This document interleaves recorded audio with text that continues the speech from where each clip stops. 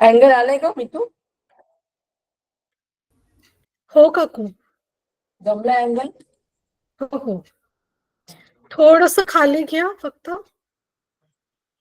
पाय खाली घेऊ, म्हणजे चेहरा थोडस वरती येऊ द्या. अच्छा.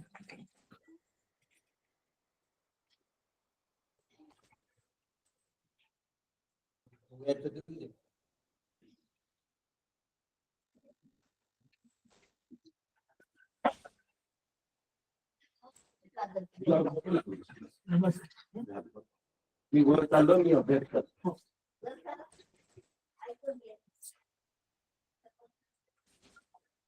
आता झालं? हो काकू.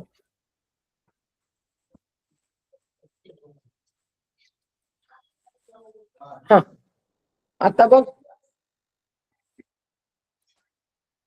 ठीक आहे आता?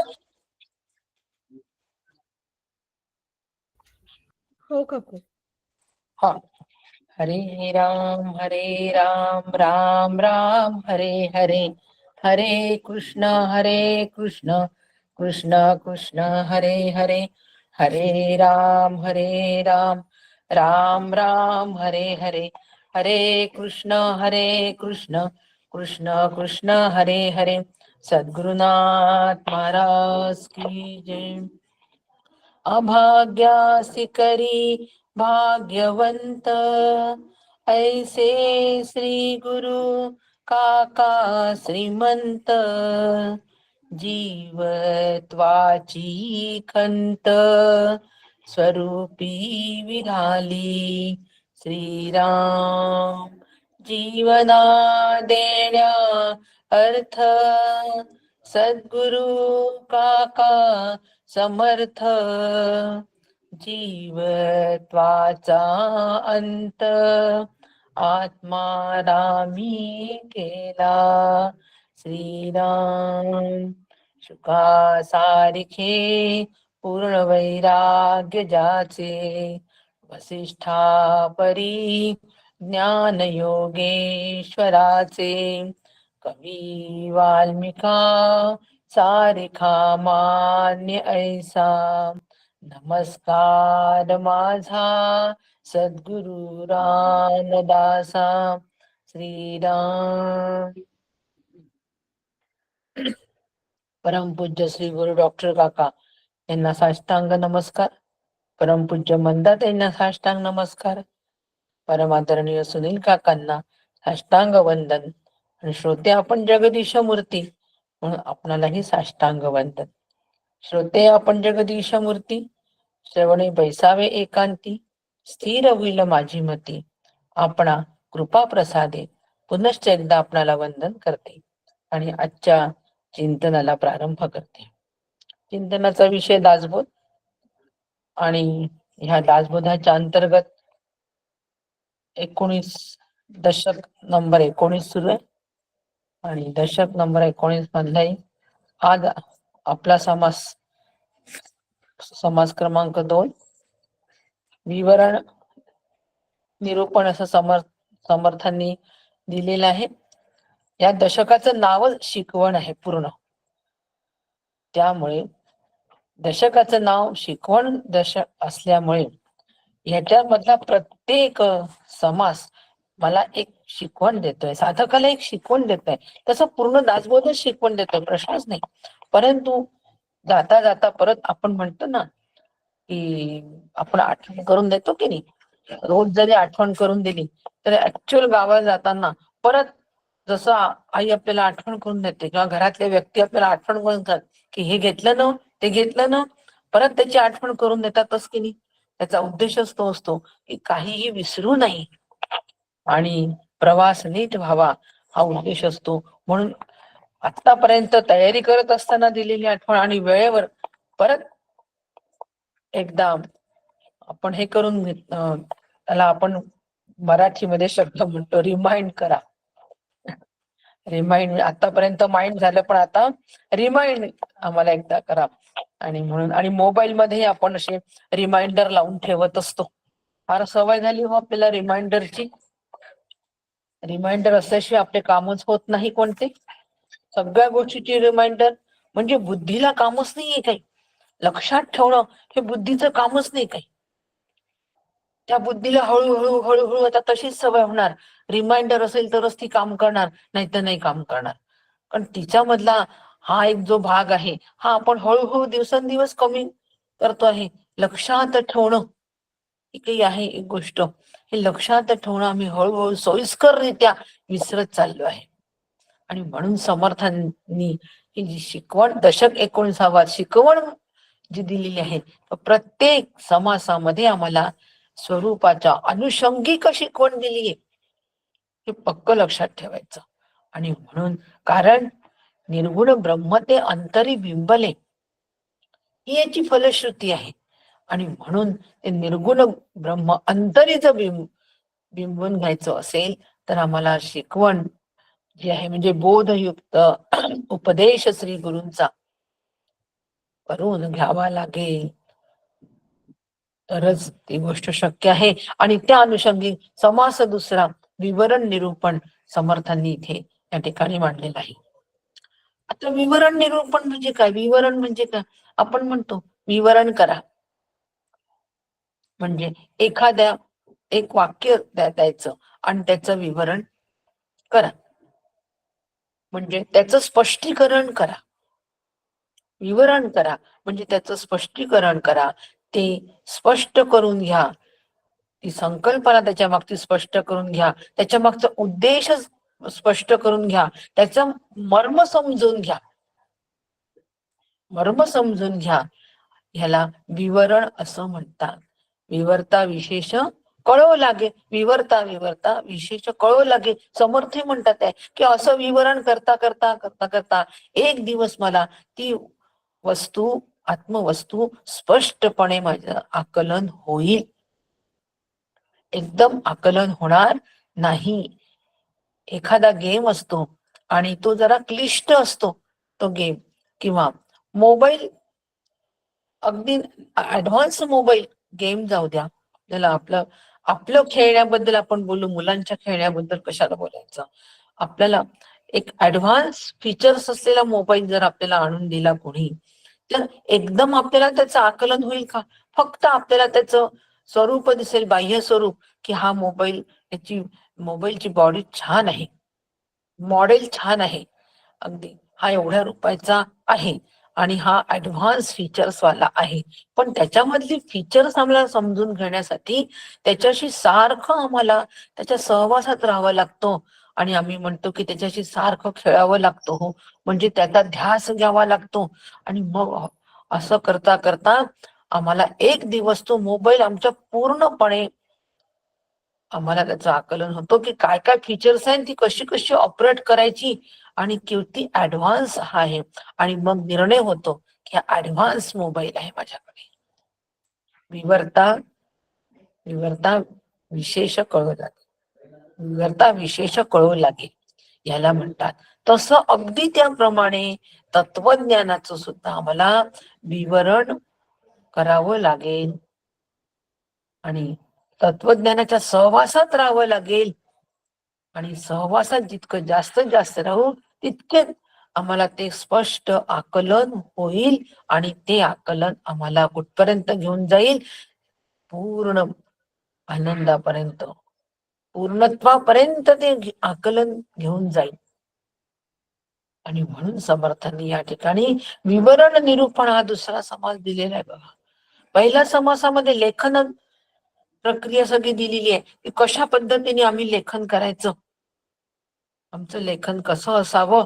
आणि काल त्याच्यासाठी काकांची लेखन दाखवलं, डायरी दाखवली की कशा पद्धतीने समर्थांनी ज्या पद्धतीने लेखनाची प्रक्रिया सांगितली आहे, लेखन क्रिया सांगितली आहे, अगदी त्याच पद्धतीने ती काकांची डायरी आपण काल डेमो म्हणून बघितली. कालचा दिवसच डेमोचा होता, सकाळी डेमो, संध्याकाळी पण डेमो, उपक्रम, उपसंहार, एकवाक्यता, असं मला बऱ्याच जणांनी प्रतिक्रिया पण दिल्या.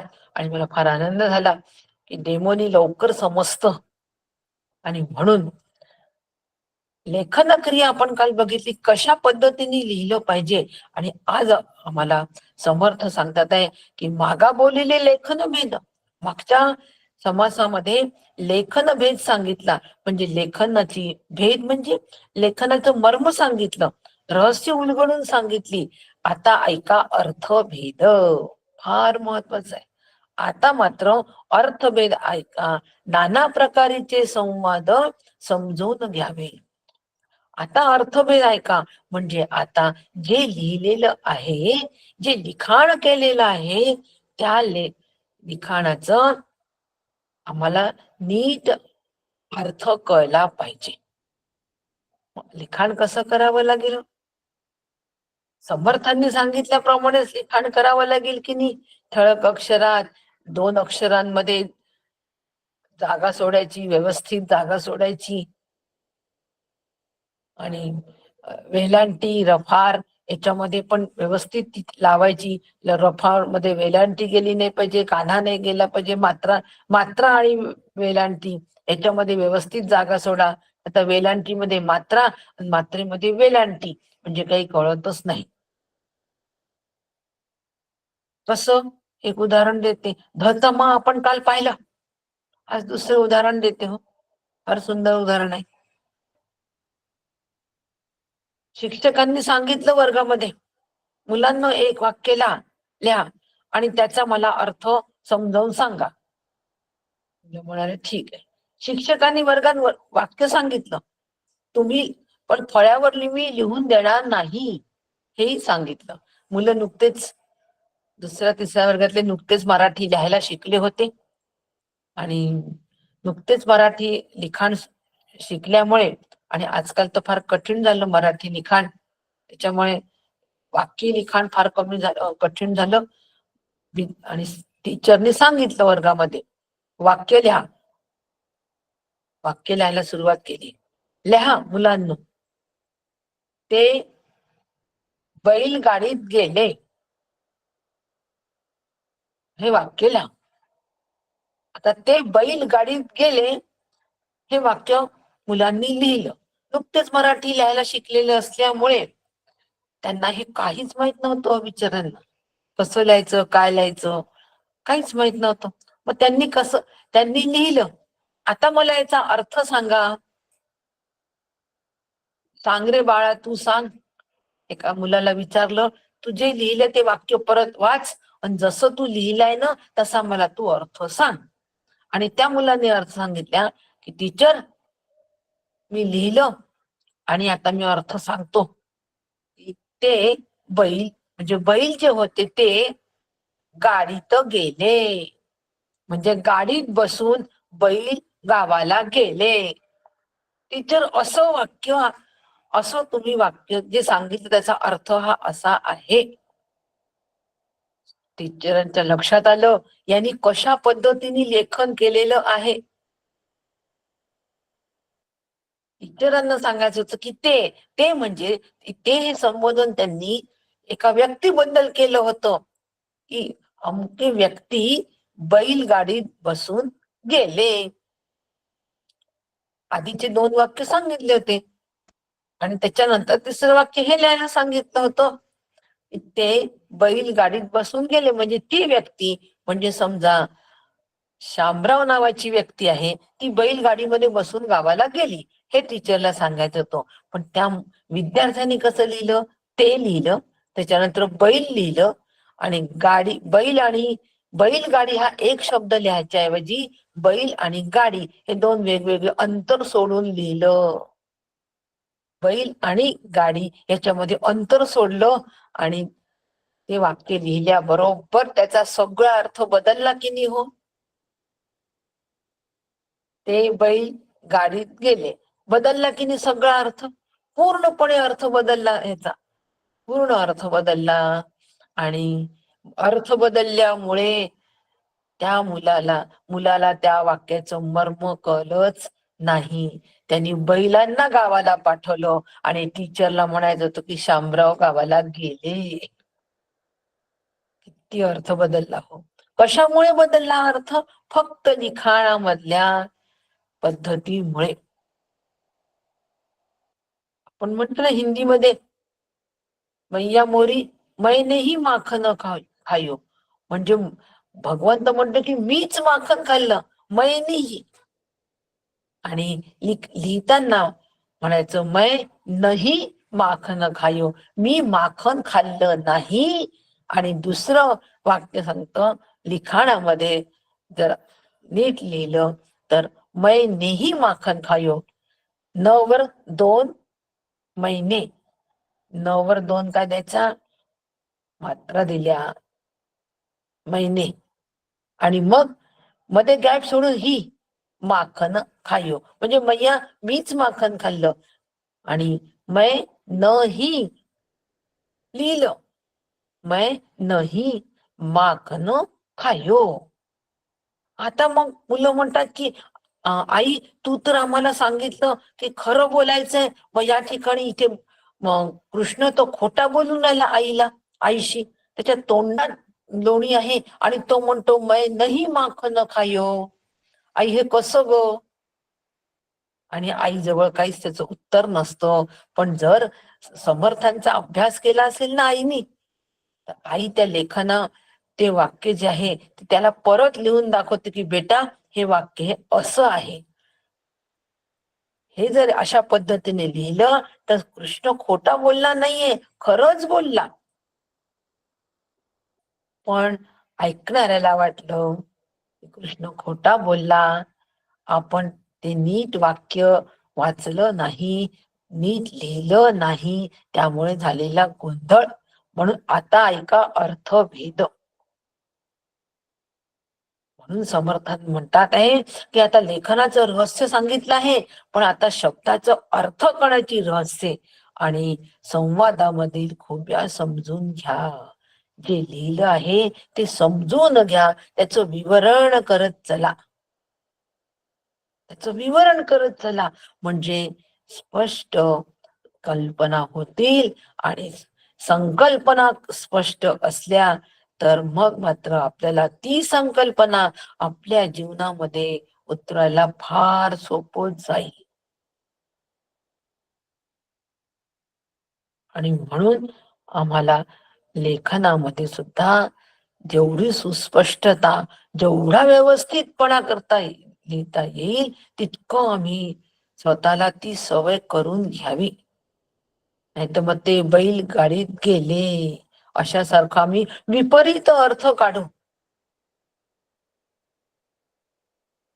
आम्ही विपरीत अर्थ काढू आणि विपरीत अर्थ काढल्यानंतर आम्हाला मग विपरीत अर्थ काढल्यानंतर आम्हाला काहीही लक्षात येणार नाही.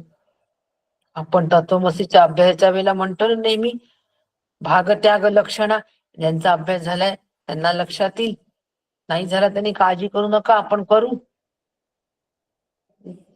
गाडी पुण्यावरून गेली म्हणजे पुण्याच्या वरून जाते का हो गाडी? नीट अर्थ लक्षात घ्यायचा आहे, अर्थभेद लक्षात घ्यायचंय, त्यातलं रहस्य लक्षात घ्यायचंय. पुण्यावरून गाडी गेली म्हणजे वरतून उडून गाडी गेली का नाही, पुणे स्टेशन लागलं होतं. आपण हे उदाहरण कशाच्या संदर्भात पाहिलं? भाग त्याग लक्षणा, यातला काही भाग टाकायचा, काही भाग घ्यायचा. पण आज आम्ही हे उदाहरण कशाच्या संदर्भात बघतो आहे? नीट अर्थ समजून घ्यायचा, त्याचं रहस्य समजून घ्यायचं, त्याच्यामधील मर्म समजून घ्यायचं. आणि असं मर्म जर आम्ही समजून घेतलं तर मात्र मग आम्हाला ते लेखन जे देव पाहत आहे ते आम्हाला नीट आमच्या पदरात पडेल. नाही तर काहीतरी विपरीत आम्ही ऐकू आणि विपरीत समजूत करून घेऊ. म्हणून समर्थांनी विवरण निरूपण आमच्या ते दिलेलं आहे. आणि म्हणून समर्थ म्हणतात की शब्दभेद, अर्थभेद, मुद्राभेद, प्रबंधभेद, नाना शब्दांचे शब्दभेद जाणून पहावे.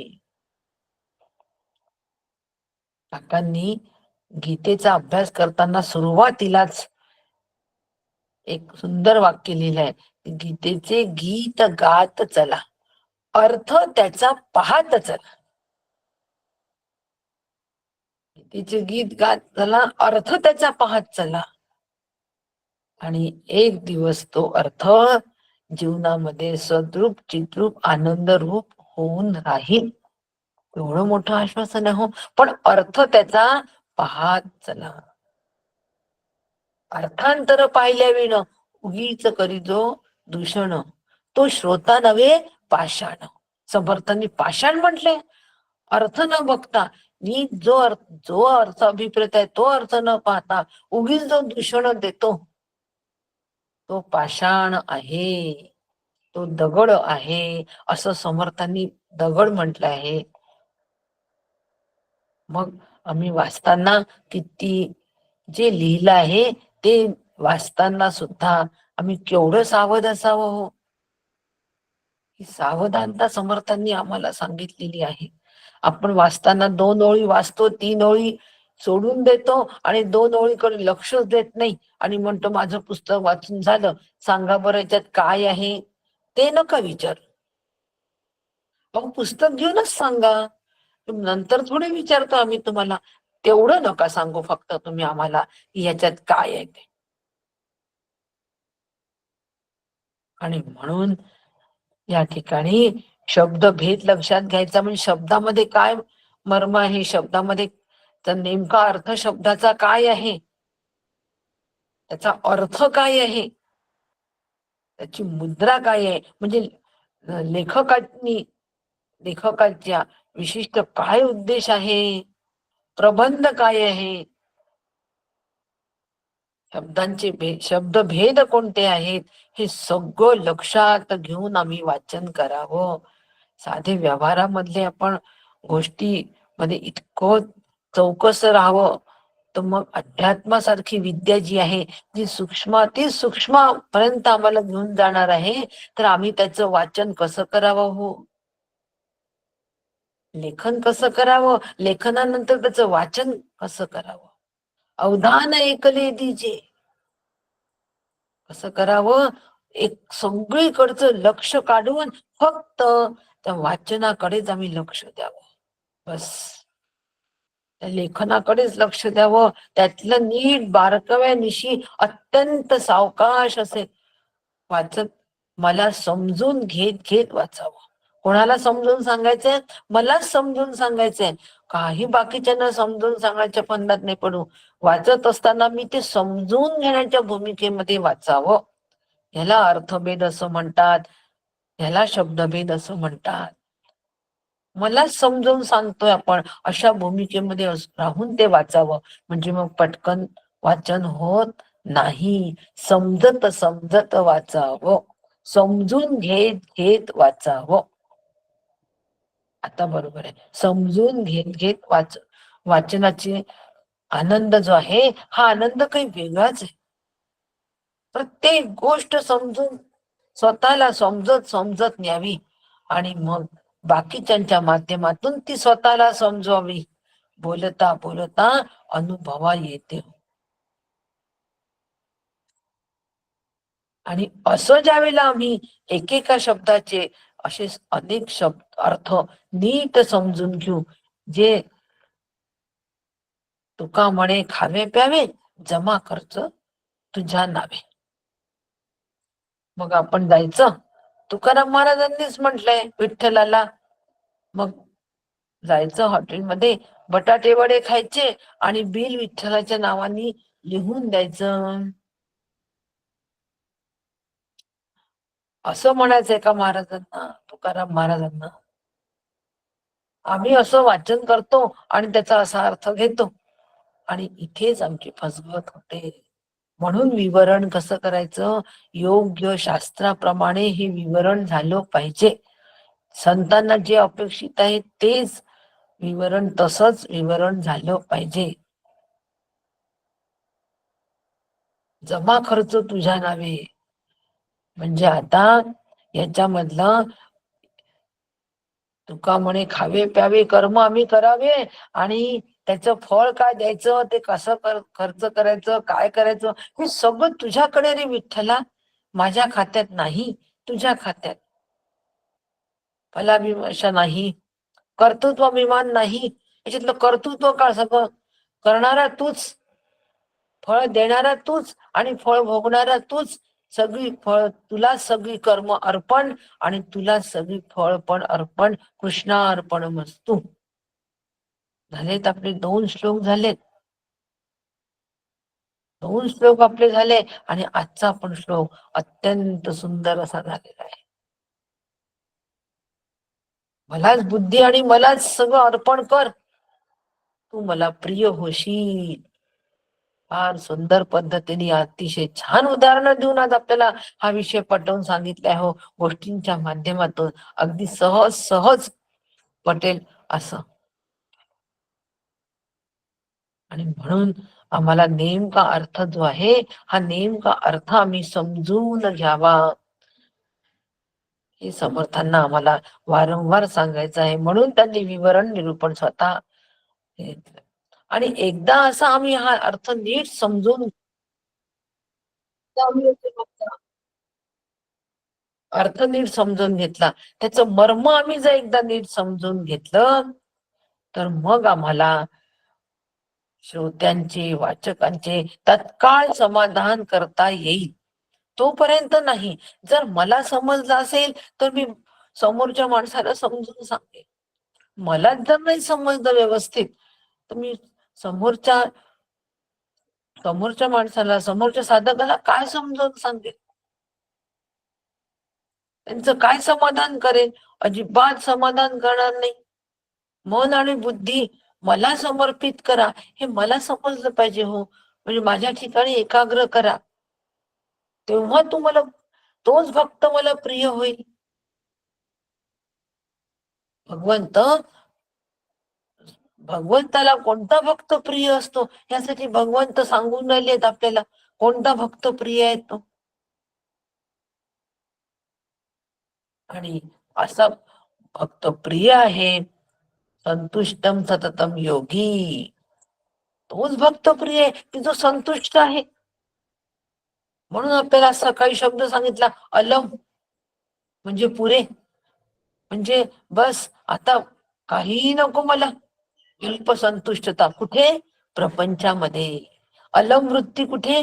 प्रपंचामध्ये.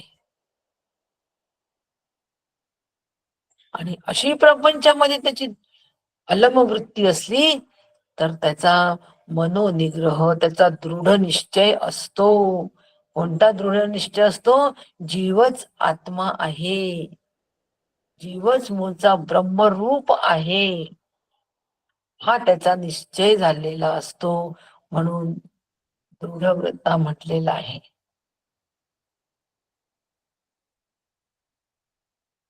आणि अशा पद्धतीने मला जर हे समजलं तरच मी समोरच्या वक्त्याचं, श्रोत्याचं समाधान करू शकेल, तत्काळ समाधान करेल आणि त्यांना पटेल, अनुभवाला येईल असं मला सांगता येईल. त्यांना पटले पाहिजे, त्यांच्या अनुभवाला ते आलं पाहिजे असं मला सांगता येईल. म्हणजे तो जो सिद्धांत आहे, तो जो श्लोक आहे, तो जो मंत्र आहे, तो मी माझ्या जीवनामध्ये बसवण्याचा जेव्हा प्रयत्न करेल, त्याला अनुभवाचा दर्जा येईल, त्याच वेळेला तो सुलभ होईल. तोपर्यंत सुलभ होणार, तत्वज्ञान सुलभ होत नाही. तत्वज्ञान कठीणच आहे आणि त्यातलं काठिण्यच आम्ही जपत असतो. पण ते काठिण्य मोडून केव्हा निघतं? ज्या वेळेला ते तत्वज्ञान आमच्या जीवनामध्ये घोळतं, त्यावेळेला त्यातलं काठिण्य निघून जातो. साखरेमधलं काठिण्य केव्हा जाईल? साखरचे क्रिस्टल क्रिस्टल त्या मनाने काठिण्य आहे की नाही? पाण्याच्या मनाने साखरेचा क्रिस्टल जे असतात त्यात काठिण्य आहे की नाही? म्हणजे कठीणपणा आहे की नाही? तो कठीणपणा केव्हा निघून जाईल? जेव्हा ती पाण्यामध्ये संपूर्णपणे विरघळून जाईल हो, पाण्याशी एकरूप होईल, त्यावेळेला त्यातलं काठिण्य निघून जाईल. तसं तत्वज्ञान ज्या वेळेला माझ्या जीवनामध्ये मुरेल, ते जीवनामध्ये उतरेल, त्यावेळेला त्या तत्वज्ञानातलं काठिण्य निघून जाईल आणि मी समोर त्याच सहज तत्काळ समाधान करू शकेन. याला म्हणतात विवरण. याला विवरण म्हणतात. आत्मबोध नावाचा ग्रंथ होता. नागपूरला काकांनी शिबिर घेतलं, मंदाताई आणि काकांनी 4 दिवसाचं शिबिर घेतलं, आत्मबोध ग्रंथ. आणि त्या शिबिराला मी जाण्याचं ठरवलं आणि मी गेले आत्मबोधाला. मंदाताई 2 प्रवचन काका, 1 प्रवचन मंदाताई. एक दिवस 2 प्रवचन मंदाताई, 1 प्रवचन काका. आणि मंदाताईंनी सगळे ते चार्ट वगैरे तयार करून पूर्ण भिंतीवर लावले होते. अफाट मेहनत मंदाताईची, की प्रत्येक साधकाला कळेल. सुंदर लेखन मंदाताईंकडून शिकावं, सुंदर लेखन कसं. आणि अशा पद्धतीचे ते चार्ट, त्यावेळेला काही फ्लेक्स नव्हते की पटकन तयार करून दिलं आणि ते फ्लेक्स मग तयार, असं नाही, स्वतः तयार करायच्या मंदाताई. ते सगळं रात्र रात्र जागून. आणि त्या आत्मबोधाच्या शिबिराला मी गेले आणि गंमत सांगते, काहीच कळत नव्हतं.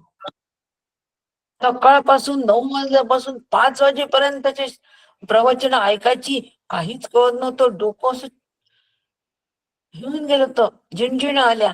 रात्री परत ते प्रवचन घेऊन बसायची, अक्षरशः तत्वज्ञानाशी झगडा करायची. झगडाच करावा लागायचा. आणि मग एक दिवस इतकं इतकं संताप आला की त्या संतापाच्या भरात मी माझ्या मनाशीच बोलले की ताई, एरवी एवढं सोपं बोलणारा तुम्ही याला एवढं कठीण का बोलताय, की आम्हाला नाही कळत आहे. अशा पद्धतीने त्या तत्वज्ञान, एखादं काठिण्य तत्वज्ञान, कठीण तत्वज्ञान असेल तर त्याचा पिच्छा न सोडता ते सोपं कसं होईल याच्याकडे प्रयत्न करावा आम्ही. ते सोपं करून घ्यावं म्हणजे त्याच्याशी झगडावं लागेल की नाही. हो, तत्वज्ञानाशी झगडण्याची ताकद आम्ही ठेवावी. विवरण आहे ना, विवरण करायचं ना आम्हाला. कारण आम्हाला ते विवरण झाल्याशिवाय विशेष कळणार नाही. विशेष कळणार नाही म्हणजे मीच मूळचा आत्मरूप आहे हे आधी मला विशेषत्वाने कळून घ्यावं लागेल, मग सामान्यत्वाने तो अनुभवाला येईल. पण त्यासाठी मला झगडावं लागेल. हो, म्हणून कठीण आहे म्हणून सोडू नका. कठीण आहे म्हणून न सोडता, ते का कठीण आहे, त्यातला कोणता भाग कठीण आहे, मग मी हा कसा सोपा करून घेऊ, मी कोणाला विचारू. एवढे सगळे प्रश्न माझ्या अंतःकरणामध्ये येऊन मी लगेच कार्यप्रवृत्त झालो पाहिजे आणि माझ्या शंका सोडून घेतल्या पाहिजे. आणि अशा शंका मी जेव्हा सोडून घेईल, त्यासाठी त्या शंका ज्या आहेत त्या शंकांचं पूर्व पक्ष, सिद्धांत पक्ष याचा सतत अभ्यास करावा. समर्थ म्हणतात आहे, केवळ अंदाजाने अभळ नाही बोलू. आमचं बहुतेक बोलणं जे आहे ना, हे अंदाजाने असतं. मी मूळचा ब्रह्मरूप आहे हा सिद्धांत आहे. आता हा सिद्धांत समजून न घेता अंदाजाने आम्ही बोलतो, मी ब्रह्म आहे, ब्रह्म अमर आहे, नाश देहाला आहे, ब्रह्म अविनाशी आहे. ही मोठी मोठी वाक्य आणि मोठे मोठे शब्द आम्ही उच्चारतो, परंतु त्याचा आम्हाला काहीही अर्थ माहित नसतो. कारण आम्ही सिद्धांत पक्ष, पूर्व पक्ष याचा अभ्यासच केलेला नसतो. आम्ही अगळ पगळ अंदाजाने बोलत असतो. बाकीचे बोलतात म्हणून बोलत असतो, पोपट पंची सारखं. तसं करू नये. विवरण त्याला म्हणत नाही. विवरण करताना त्याचा सगळं पूर्णपणे उकल करावी. एकेका शब्दाची उकल माझ्याकडून झाली पाहिजे. जीवदशा म्हणतात ना, सतरंजीच्या दशा कशा असतात, अशा दशा दशा निघालेल्या असतात. आपण म्हणतो काय दशा, सतरंजीच्या दशा, कपड्याच्या दशा दशा निघालेल्या असतात. तशा तत्वज्ञानाच्या आम्ही दशा, एक एक दशा काढून ते तत्वज्ञान पूर्णपणे मोकळं करावं. त्याची संपूर्ण उकल आम्ही आमच्यासाठी करून घ्यावी आणि मग त्याच्यातलं सार वेचून घ्यावं. आणि मग बघा काय मौज आहे त्या अभ्यासामध्ये. आणि ते सार टिपून घेऊन मग त्याचं लेखन सुंदर हस्ताक्षरात करावं. बरं, आमचं हस्ताक्षर चांगलं नाहीये, ताई तुम्ही केव्हाच चांगलं हस्ताक्षर म्हणा. आमचं नाही चांगलं, ठीक आहे, नाही अक्षर चांगलं तर चालेल, पण लिखाणाची पद्धत छान पाहिजे की नाही, सुवाच्य. नाही तर मग ते बैलगाडी गेले अशा पद्धतीने जर आम्ही लिखाण केलं तर मग आम्हाला काहीच कळणार नाही. म्हणजे मग आता या ठिकाणी आम्ही सातत्याचा अभ्यास करावा की नाही, आणि अंदाजाने अघळ पघळ बोलू नये. फार महत्वाचं सांगितलंय समर्थांनी विवरण करताना. विवरण करायचं आहे, अंदाजाने बोलू नये, त्याचा संपूर्णपणे छडा लावावा, सिद्धांतानिशी छडा लावावा, आणि मग आम्ही त्याच्यावर वक्तव्य करावं, पर्यंत नाही. आणि असं करत असताना जर आम्हाला प्रपंच आणि परमार्थ याचा अनुभव नसेल ना, प्रपंचाची अनुभव नाही, परमार्थाची. प्रपंचाचा अनुभव म्हणजे प्रपंच हा मिथ्या आहे हा अनुभव. प्रपंच मिथ्या आहे हा अनुभव जर का साधकाला नसेल आणि परमार्थाचे अनुभव जर नसेल, या दोन्हीचे वक्ता जर अनुभवी नसेल, तर मात्र मग त्या ठिकाणी भ्रम असतो. त्या ठिकाणी भ्रम असतो. आणि असा भ्रम ज्या ठिकाणी असतो त्या ठिकाणी आत्मसत्तेचा अनुभव येत नाही. म्हणून अंदाजाने आम्ही बोलू नये. अंदाजाचा अभ्यास असावा, सातत्याचा अभ्यास असावा, शास्त्राचा अभ्यास सातत्याचा असावा, आणि प्रपंच हा मिथ्या आहे याच हे आम्हाला आधी मनोमन पटलेलं असावं. आणि सत्य फक्त ब्रह्मच सत्व सत्य आहे. एक विठ्ठलची खरा, अवघा तो पसारा वाहुगाची, हे आमच्या मनावर नीट ठसलेलं असावं. हे जर नीट ठसलेलं असेल तर त्या ठिकाणी भ्रम राहणार नाही. तर मग भ्रमाचं फार मोठं साम्राज्य आहे हो. सांगितलंय मी, नाथांची ओवी पण मागे सांगितलीये की भ्रमाचं साम्राज्य सांगू एवढं आहे. भ्रम मायेची निज मूळ. भ्रांती सोज्वळ फुल, त्याला आलेलं सोज्वळ फुल कोणतं आहे? भ्रांती. आणि भूल हे जे आहे हे फळ आहे. त्या मायेला आलेलं फुल हे फळ आहे.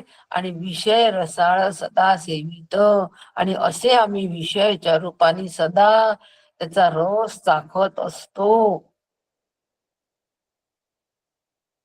आणि असा रस चाखत असताना म्हणतो की हे सगळं माईक आहे, याला काहीही अर्थ नाही. भ्रमाचे साम्राज्य आहे. आम्ही त्या भ्रमाच्या साम्राज्यामध्ये राहतोय. आणि एकीकडे ब्रह्मसत्तेच्या गोष्टी करतो आहे. ओला कचरा, ज्याला काय म्हणतात, ओला कचरा जमा करतोय आम्ही. म्हणजे भ्रमाला सत्य वाटतंय, जो भ्रम आहे तो आम्हाला सत्य वाटतंय, जो भेद आहे तो सत्य वाटत आहे.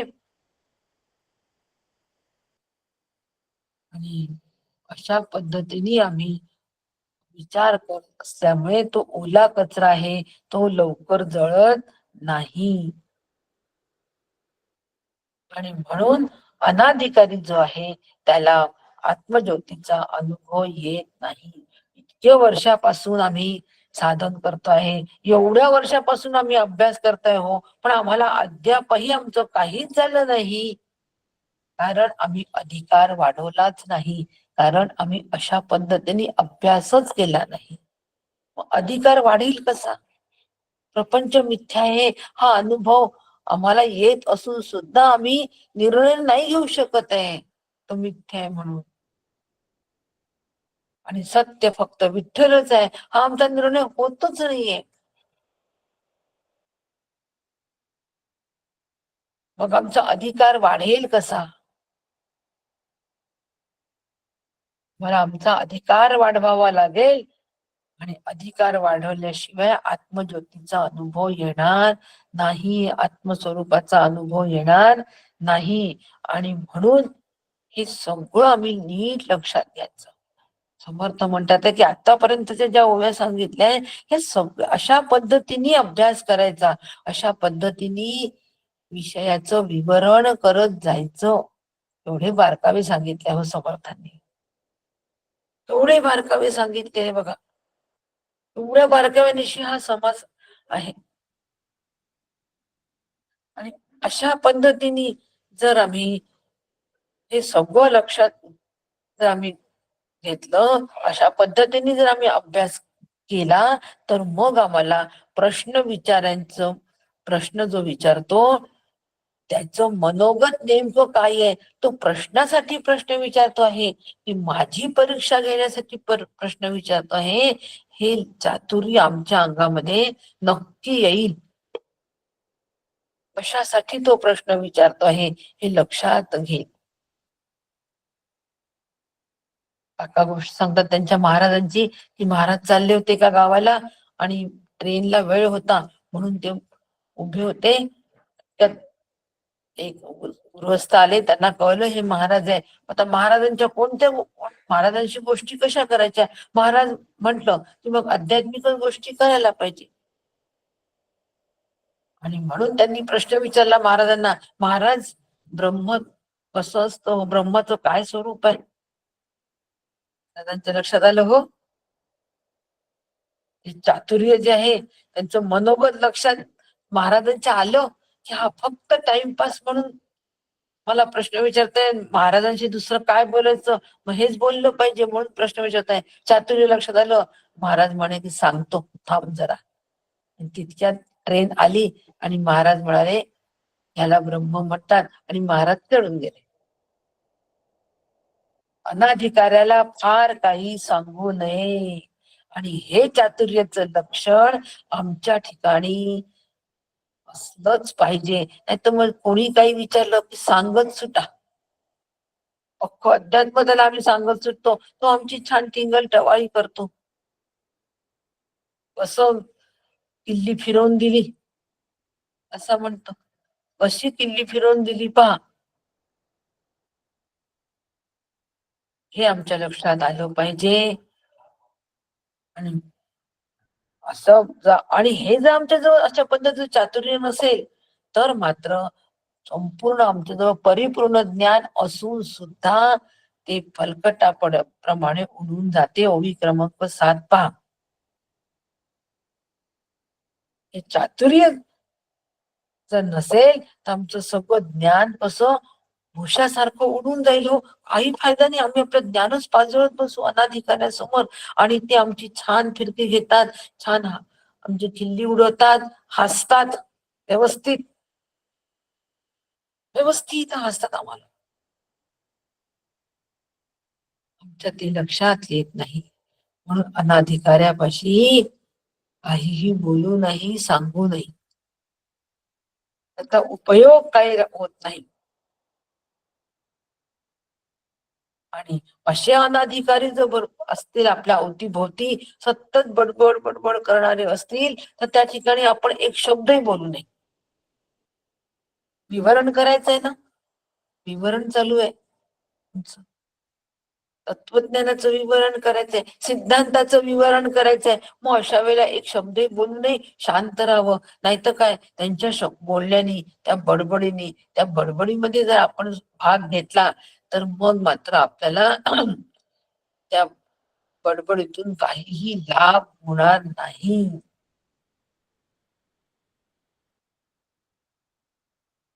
आणि आमचं विवरण जे आहे हे विवरण बाजूला पडेल, विवरण बुद्धी आमची बाजूला पडेल. आणि म्हणून त्या बडबडीवरून लक्षात घ्यावं की हे लोक कसे आहेत. शांत उभं राहावं. गेलोय आपण एखाद्या कार्यक्रमाला, सामाजिक कार्यक्रमात, अनेक लोक इतकं काही बोलतात जसं की त्यांना सगळं ब्रह्मज्ञान आहे. एखाद्या सत्संगाला गेल्यानंतर काही लोक सत्संगाच बोलतात, पण इतकं बोलतात की जसं काही सगळं सगळं यांनीच कळून प्यायलेले आहेत. आम्ही त्यांच्या विद्वत्तेने भारावून जातो. बापरे, काय विद्वत्ता, काय अभ्यास. आणि मग आम्ही आमचा तुटपुंज अभ्यास तिथे दाखवतो आणि आमची गडबड होते. आम्हाला ते श्रेष्ठ वाटतात, नुसते बडबड करणारे. नुसते बडबड करणाऱ्यांचं अंतरंग ओळखावं आणि ते अंतरंग ओळखून ते शब्दही बोलू नये, विचारल्याशिवाय सांगू नये. अति शहाणा त्याचा बैल रिकामा, काय म्हणी आहेत. आम्ही ओळखावं, अति शहाणपण ओळखावं आणि तिथून लांब राहावं. लांब राहावं, वाद घालू नये कोणाशी आणि उथळ लोकांमध्ये मिसळू नये. फार उथळ लोक असतात, अतिशय उथळ लोक असतात. आज भेट झाल्याबरोबरच म्हणतात की आम्ही आजपासून लागतोच अभ्यासाला. हाय, आता घरी गेलो की बसलो, बरं मला फोन करा बरं, तुम्ही अभ्यासाला सुरुवात केली की. बिलकुल, तुम्हाला पहिला फोन तुम्हाला. आता फोन येऊनच राहिला, अजून 8 दिवस झाले, 15 दिवस झाले, अभ्यास सुरू केला, हा फोन येतच आहे, येऊनच राहिला. मग अशा लोकांची आपण ज्या वेळेला वाद घालतो त्यावेळेला आपलं समाधान मोडतं की नाही. अहो, तुम्ही तर गेल्या गेल्या अभ्यासाला सुरुवात करणार होते, मग तो गेला, तो क्षण कुठे गेला. ते म्हणतात तुम्हाला काय कल्पना, घरी आलो तर तेवढे प्रॉब्लेम होते, ज्याचं त्याला माहित. कोणाचं समाधान बिघडलं, माझं समाधान बिघडलं. आणि म्हणून आम्ही समाधान न बिघडू देता नाना जनांचे हृदय मृदू शब्द उकलावे. समाधान आम्ही बिघडू न देता अनेकांचं अंतःकरणात जे अज्ञान आहे, हे अज्ञान दूर करण्याचा प्रयत्न करावा. अंतःकरण मोकळं करावं. त्या अज्ञानाने ते अंतःकरण सगळं भरून गेलेलं आहे. हो, भरून गेलेलं आहे. ते अंतःकरण मोकळा करण्याचा आम्ही हळूहळू प्रयत्न करावा. असा प्रयत्न जेव्हा आम्ही करू त्यावेळेला आम्ही, समर्थ म्हणतात आहे, पण हळूवार शब्दांनी करावा. नाही तर मग एकदम मोठे मोठे माया सतासत विलक्षण अनिर्वचनीय मिथ्या, या मायेच्या मागे तू का लागतो, असं जर का कोणाला म्हटलं तर तो आपल्या मागे, तो तर मायेच्या पाठीमागे लागला, परंतु आपल्या पाठीमागे तो लागतो सोटा घेऊन. तुम्हाला काय समजतं आम्ही काय करतोय काय नाही, कशाच्या मागे लागतोय, तोच आपल्या पाठीमागे लागेल. म्हणून समोरच्या व्यक्तीला सांगताना त्याचं अज्ञान दूर होईल, त्याच्या कलाने सांगावं. आम्ही तिथे आमचं पांडित्य मिरवू नये हो कधीच. आम्हाला पांडित्य मिरवण्याची फार सवय असते. नवीन माणूस दिसला की लगेच आम्ही आमचं पांडित्य काढून त्याला सुनावतो.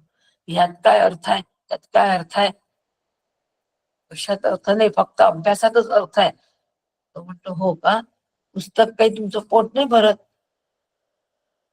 तुम्हाला काय होतं बोलायला. असं त्यांनी जर म्हंटल तर मग, म्हणून पांडित्याने चढून जाऊ नाही. त्या ठिकाणी पांडित्याने दाखवावं, हळुवार शब्द वापरावे, हळुवार शब्द वापरावे. नाही तर समोरचा माणूस आपल्या पांडित्याची ऐशी की तैसी केल्याशिवाय राहत नाही. आणि मग तिथे रुजत पण नाही काहीच, त्याचा काही उपयोग नाही. विवरण, शब्दांचं विवरण असं करावं, सावकाश समजून. किती महत्वाची सूचना समर्थांनी आम्हाला दिल्या आहेत. एवढ्या महत्वाच्या सूचना दिल्या आहेत, विवरण कसं करावं याच्या. अशा पद्धतीने हा अभ्यास आहे.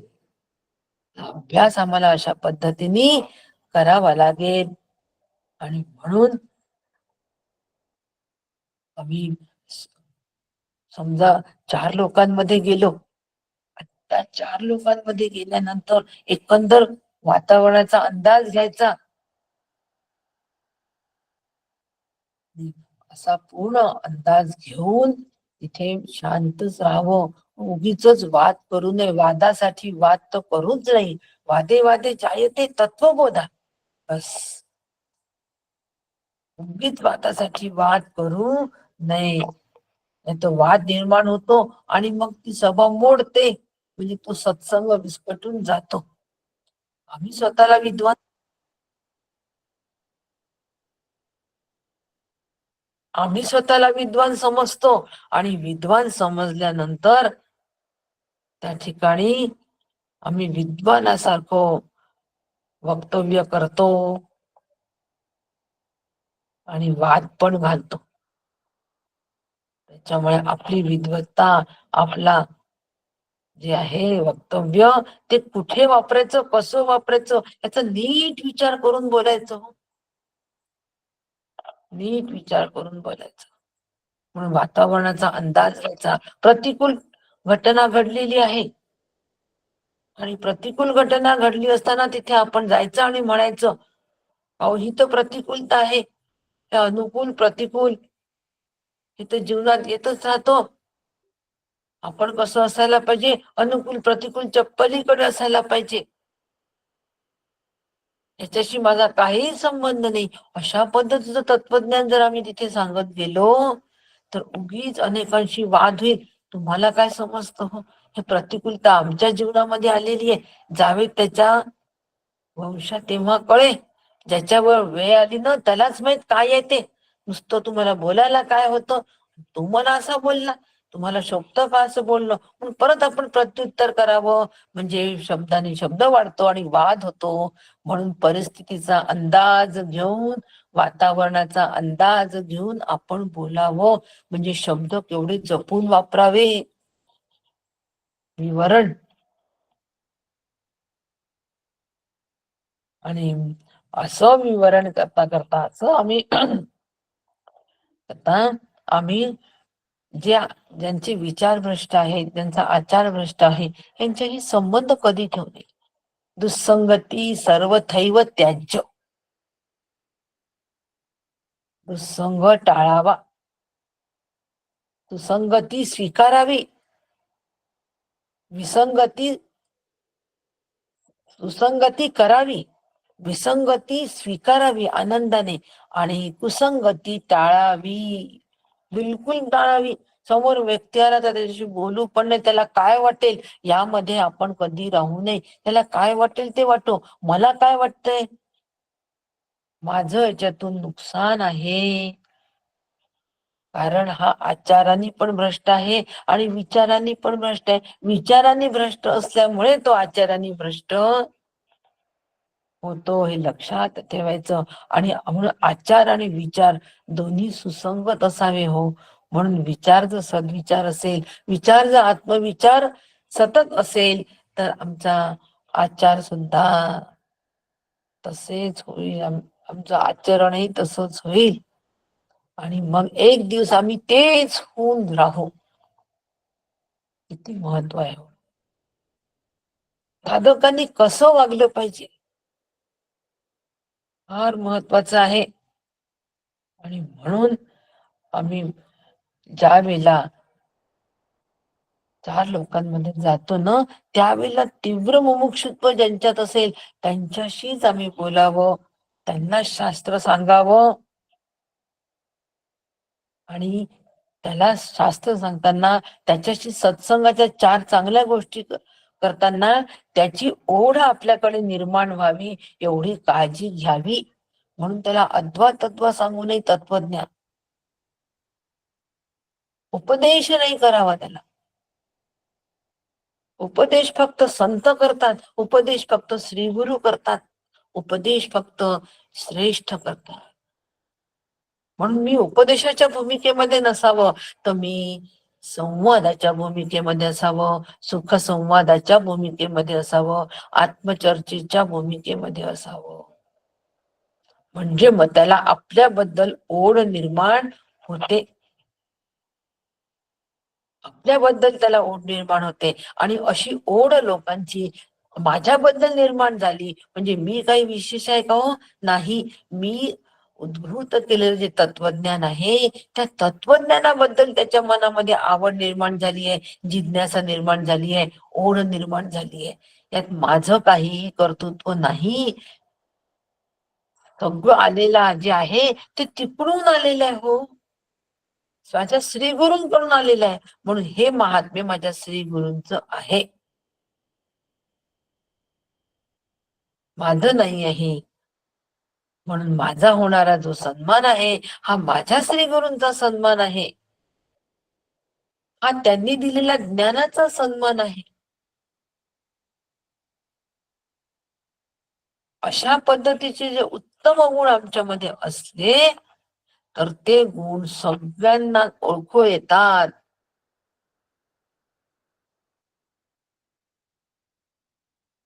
सगळ्यांना ओळखू येतात आणि मग आम्ही सुद्धा अशा गुणाच्याच व्यक्तीशी मैत्री करायला सरसावतो. भेटो कोणी माझा आपुल्या जातीचा, त्याला अध्यात्माची आवड आहे, जो याच्यामध्ये आहे तो भेटल्यानंतर किती आनंद होतो. गेलो लग्नाला, सगळे वैषयिक लोक असतात आणि त्यामध्ये जर एखादा साधक भेटला किती आनंद होतो. कारण त्या साधकाच्या निमित्ताने माझं अंतःकरण हे कुठे असतं,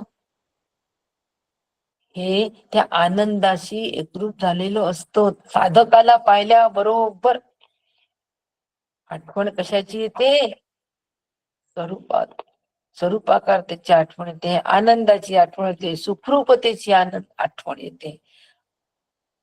आणि मग म्हणतो आपण भेटो कोणी मज आपुल्या जातीचा. आणि म्हणून आपले उत्तम गुण जर सगळ्यांना कळले तर आपल्याला सुद्धा सज्जनांना नीट पारखता येईल आणि त्यांच्याशीच मैत्री आम्ही करू शकू. नाही तर मग जो दिसेल त्याच्याशी मैत्री करतो, त्याला पारखून घेत नाही. आणि असं ज्या वेळेला आम्ही वागू त्यावेळेला मग उपासना कशी वाढीस लागेल याचे प्रयत्न करायचे. आता अधिकारी आपण झालेलो आहोत, आपल्या कीर्तीचा प्रभाव आता पडतो आहे. मग आता उपासनेच्या दृष्टीने प्रयत्न करायचे की उपासना ही वाढली पाहिजे आणि जास्तीत जास्त लोकांनाही तत्वज्ञान कळावं म्हणून प्रचार करता आला पाहिजे. मग भजनाच्या माध्यमातून का होईना तो करता आला पाहिजे. मिरेनी काय केलं, मिरेनी काय असं तत्वज्ञान ती असं प्रवचन थोडी देत होती लोकांना, ती फक्त भजनामुळे होती. हो, आणि भजनांच्या माध्यमातून तिचा प्रचार प्रसार सुरू होता आणि स्वतःला शिकवण पण चालू होती. मेरी तो गिरीधर गोपाल पग घुंगरू बांध मीरा नाची रे, भज मन चरण कमल अविनाशी. मेरेचे भजन आहे, एक एक मेरेचं भजन, एक एक प्रवचन आहे. त्याच्यातून तिने शिकवण स्वतःला घेतली, बोध करून घेतला. आणि अशा पद्धतीने तत्वज्ञानाचा प्रचार प्रसार करत ती नुसती गावोगाव फिरत होती. तिची भजन सर्व दूर प्रचलित झाले. काही वेगळं करावं लागलं नाही. आणि म्हणून उपासनेला अनुकूलता निर्माण व्हावी, उपासने सारखे बोलावे, सर्व जनासी तोष व्हावे, सगट बरेपण राखावे कोणी एकासी. सर्वांना संतुष्ट ठेवण्याचा प्रयत्न करून समाजातील स्वतःचा भलेपणा सांभाळावा, सगळ्यांना संतुष्ट ठेवण्याचा प्रयत्न करावा.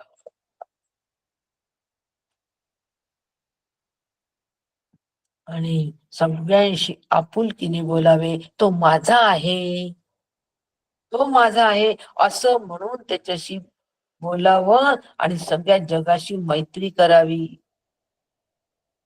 अद्वेष्टा सर्व सगळ्यांना कोणाही बद्दल द्वेष न ठेवता मैत्र करुणे एवच, अद्वेष्टा सर्वभूतांना मैत्र करुणे एवच. सगळ्यांशी मैत्री ठेवावी. सगळ्यांशी मैत्री ठेवावी म्हणजे सगळेजण मैत्री जीवाच्या आत्म्याशी असते, हा आत्मरूप आहे असं समजून त्यांच्याशी मैत्री ठेवावी. हो, उपाधीचा निराश त्या ठिकाणी झालेला असतो आणि मग उपाधीचा निराश करून तो स्थिर होतो. मैत्र करुणे सुंदर काल उदाहरण सांगितलं मैत्रीचं. सुदामा कृष्ण, शिवाजी महाराज कसे मैत्री करायचे, सगळ्या मावळ्यांशी त्यांची मैत्री होती. हो, श्रेष्ठ कनिष्ठ भाव नसायचा, मैत्रीची भावना. आणि याचं आपण डेमॉन्स्ट्रेशन बघितलं काल. आणि हे मैत्रीचं रहस्य मात्र आपल्या वाणीत आहे. आपली वाणी कशी असावी, अत्यंत प्रेमळ असावी, समंजस वाणीने बोलावं, तरच मित्र जोडल्या जातात, नाही तर मित्र जोडल्या जात नाही. म्हणून प्रचार आणि प्रसार जेव्हा आपण आपल्या तत्वज्ञानाचा करतो, त्यावेळेला आपल्याला ज्या क्षणी ज्यांनी बोलावलं त्या क्षणी लगेच हो म्हणा. हो, येतो ना मी, काय हरकत आहे. मला आपणास जितके ठावे तितके इतरास शिकवावे, काय हरकत आहे असं केलं तर. आणि तसं करणं खूप गरजेचं आहे.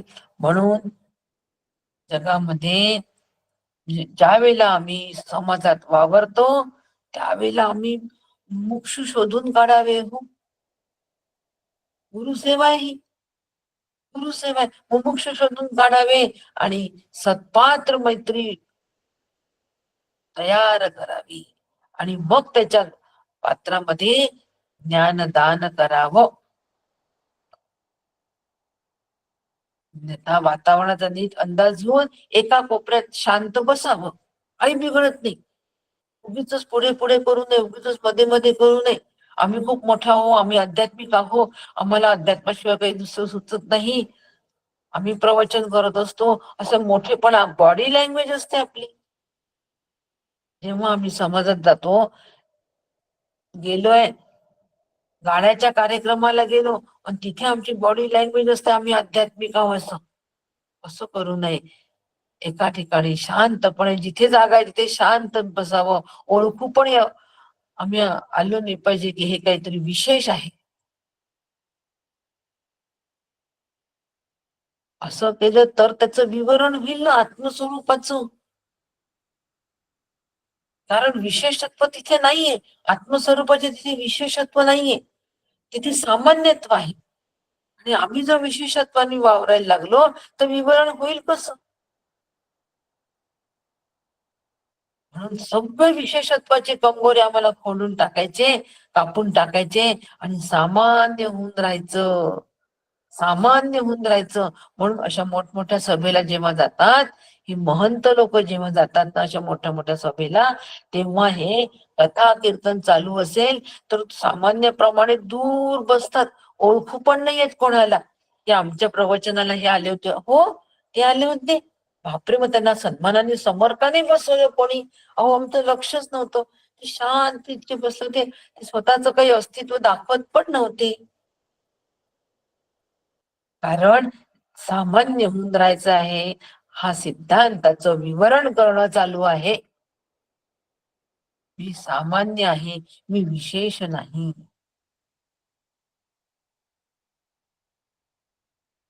आणि म्हणून जीवनामध्ये अशा पद्धतीने जर आम्हाला यशस्वी व्हायचं असेल तर समर्थांनी महामंत्र सांगितला, ऐक परमार्थाचे साधन जेणे होय समाधान, ते तू जाणगा श्रवण निश्चयसी. परमार्थाचं साधन ज्यांनी समाधान होईल असं साधन जर कोणतं असेल तर श्रवण हे साधन आहे. म्हणून सतत श्रवण करत राहायचं, सतत श्रवण करत राहायचं. श्रवण करता करता मनन करत राहायचं. मनन केल्यानंतर विवरण करत राहायचं, त्याचं सतत विवरत जायचं. म्हणजे सतत मनन करून करून करून ते आपल्या जीवनामध्ये उतरवण्याचा सतत प्रयत्न करत राहायचा, बाकीच्यांना सांगत राहायचं. मग अशा पद्धतीने जेव्हा मी मनन करू तेव्हा अनेकांचं समाधान होईल. आणि म्हणून सगळं काही जाणून दुसऱ्यांच्या मनात आपले मन मिळवून घ्यावे. विवरण करताना सगळं काही हे जाणून घ्यायचं आणि मग जाणून घेतल्यानंतर दुसऱ्यांच्या ह्याच्यात आपल्याला सहजपणे ऍड्रेस करता आलं पाहिजे, आपण मिळून गेलो पाहिजे. एवढं विवरण आम्हाला अभ्यास करताना करावं लागेल. एवढा महत्वाचा समाज आहे. समाज जो आहे या समाजातून ही शिकवण घ्यायची आम्हाला, की आम्हाला विवरण करताना ही सगळी पथ्य पाळावे लागतील, तरच आम्ही साधक होऊ आणि साधकाचं सिद्ध होऊ, पर्यंत नाही. आणि म्हणून समर्थांनी विवरण निरूपण हा समाज दिलेला आहे. आणि विवरता विवरता विशेष कळू लागे. आता विवरता विवरता विवरण करता करता विशेषत्वाने स्वरूपाचं आम्हाला आकलन होईल आणि एक दिवस आम्ही तेच होऊन राहू. त्यावेळेला विशेषत्व कंगोरे गळून पडतील आणि सामान्य होऊन राहू. साधनाचे फळ संसार झाला सुफळ, निर्गुण निश्चळ ते अंतरी बिंबले. असं प्रत्येकाच्या अंतरंगामध्ये निर्गुण तत्वबिंब अशी श्री गुरुचरणी प्रार्थना करते आणि आजच्या चिंतनाला विराम देते. जय जय रघुवीर समर्थ. इति दासबोधे गुरु शिष्य संवादे विवरण निरूपण नाम समास दुसरा. रामकृष्ण हरी शैला. रामकृष्ण हरी.